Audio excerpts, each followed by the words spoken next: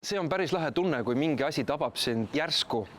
Just nimelt hea asi, milleks sa ei ole valmis. Minuga juhtus see eelmisel Vabaduse festivalil, kus üks Tšiili lavastus Karistamatus oaas tabas mind tõesti nii füüsiliselt kui ka ideeliselt ja siiamaani see lavastus saadab mind. Ja kui ma vaatan selle aastast Vabaduse festivali programmi, siis seal on jälle üks Tšiili lavastus ja seda ma läks küll vaatama. Vabalt jooksvad märad oli selle nimi. Ja on ka hästi palju koostööprojekte, ka näiteks Spy Girls Poola ja Eesti koostöös, mis tundub ka väga-väga intrigeeriv lisaks nendele muudele asjadele, mis sellel festivalil on.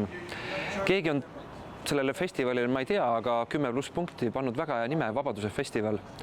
Et see sõna vabadus on järjest rohkem meil siin huultel ja südames ja peas ja kui ma mõtlen, et mis see vabadus on, et see vist on see hetk, kus on võimalus tasakaalul tekkida. Head Vabaduse festivali!